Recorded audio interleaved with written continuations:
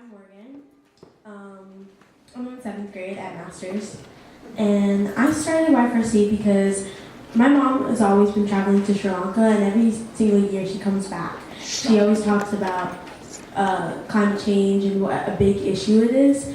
And I really wanted to take initiative because I thought it was such a big issue for especially our future and everything else, because I feel like people don't really realize how big it is and how much it will affect us and how many things that will go extinct or how much things it will affect because of climate change.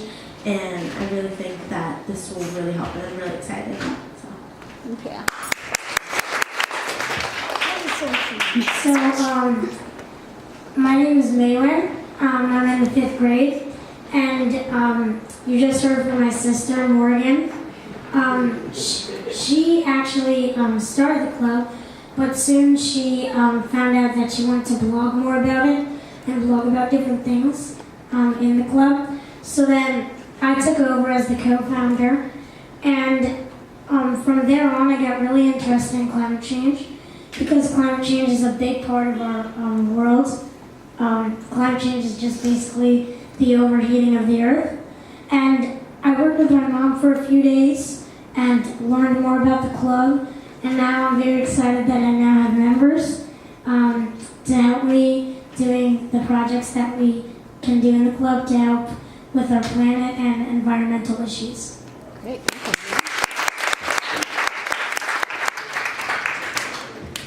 My name is Matthew Benwright. I am also in 5th grade. What climate change means to me is that pollution, because carbon dioxide is a greenhouse gas, it traps heat in the earth and it causes it to warm, and eventually it'll melt the polar caps. So I want to do something about it, and why I joined this club is so I can help instead of just stand by doing nothing. All right. Hi, my name is Matthew Shakur, and I'm also in the 5th grade. What climate change means to me is that there's a slight change in weather, whether it's a higher or lower temperature, mostly because of, like Matthew V said, greenhouse gases such as carbon dioxide. And we've been standing around too long just waiting, and it's gotten a little out of hand. So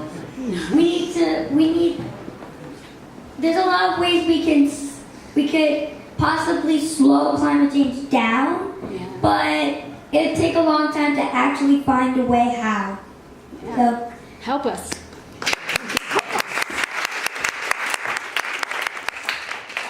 Hi, my name is Matthew. I'm in this club because I'm interested in the world and I want to help it. And also, climate change to me is a way the world is affected in an unhealthy way. Very good. Hi, my name is Halen Steins, and I joined this club because I am really concerned for the environment and what all this is doing for animals and us. So, I actually heard on our first meeting that a good way to help is to plant mangrove trees, and they're like some of the best trees to plant to help the environment, and they're actually a good way is to lower carbon dioxide, so lower greenhouse gases. So Plant mangrove trees. Yeah. Hi, my name is Quinn. I'm in 7th grade, and I joined very recently because I'm very passionate about world issues that are happening now, and climate change will affect us, and we can do something about it, so why not do it now? Yes. So I'm Adrian. I'm in the 7th grade as well. And the reason I recently joined the climate Black Forest Club, we'll call it, is because I wanted to do something, as Mr. Friedman always says. Just do something. Don't just wait around. Actually do something. So, as someone who's outside a lot, I wanted to actually learn and discuss about the problems that are happening in our world, such as climate. Awesome. Thank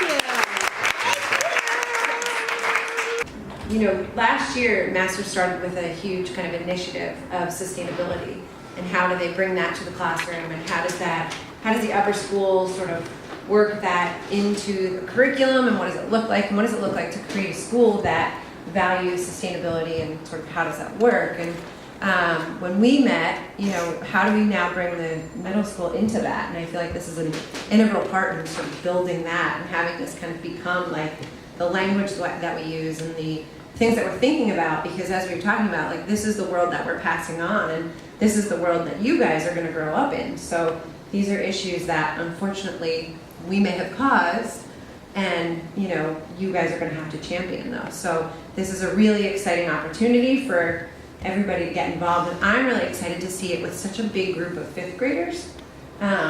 Being that you guys are the youngest group in the school, you guys are really like the heart and soul of this, and I think that that's so neat and impressive to see, and it's going to continue to grow as your time, not only in the middle school, but in the upper school. So good job, way to go. Hello, Dr. Arne. Fantastic.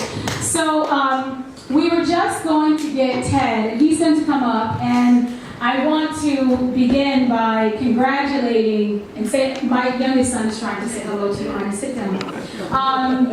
One of the really exciting things I want to tell everyone in this room, Dr. Arne Fiertzoff this month will celebrate 50 years of development projects around the world, sustainable development projects. So we want to give you a hand for 50 years of creating such wonderful projects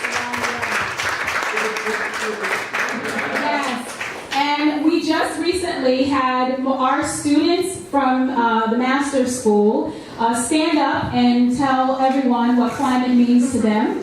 Hello. The team, if I can have you guys come over here, because I want to make sure that you are able to see our students, our Y4C members. This is exciting. So, hello, all the way in Yangon.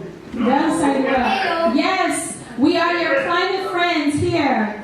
So we thought briefly, as the president of the Explorers Club is on his way, Arne, we thought you would talk a little bit about the project there in Mangrove. We are, of course, our role here will be to, what are we going to do? Are we going to plant? We're going to plant how many trees? 9 million mangrove trees. That's what they're going to, 9 million mangrove, but how many are we going to plant? And then if we get to 1,000, we can plant 5,000. 5,000 mangrove trees, and 5,000 mangrove trees will offset how much carbon? 5,000 tons. 5,000 tons of carbon dioxide. And 5,000 tons of carbon dioxide is equivalent to how many cars? 30,000 cars. That's a lot of cars. 30,000 cars of pollution in the air. We are going to stop that. So high five for the climate committee. Excellent. And we mentioned, Ted, earlier, we had the children up here in the United States. And we have a concept with Y4C of the Global Village. And being a part of a mission that includes all of us, we all share this planet, from Myanmar to New York. What the mangrove forest will do is offset carbon dioxide in the air, offsetting the greenhouse gases that affects everyone. So what we're going to do here in New York is raise important resources and funds that we can send to Myanmar, and our fantastic team there will plant the mangrove tree, and we will have the opportunity to observe our tree over time, to watch the students there, to work with them, and together we are a part of this global village. Yes. Worldview Development, I think his first project was in the 70s, and they have planted 3.5 million trees already. Our goal is 9 million. And how many greenhouse gases? Have we calculated, Arne, how much carbon we've offset with the trees we currently have? An average tree will mitigate 1 ton in 20 years, so that is 3.5 million tons. 3.5 million tons. Let's have a clap for that. 3.5 million tons. Fantastic. We are in the Explorers Club. We want to join the Explorers Elite because we are not exploring how we can plant 1 billion trees. Yes, and this absolutely. is the best planter in the world. The planter. Let's. Overall survival rate of plants, 83%, which is very special. Excellent. So we are happy with a very good team, and the trees we plant will definitely grow up. That is very important. Not only planting, but they must grow up and they must mitigate CO2, and they will also protect the villages from cyclones and storm surge.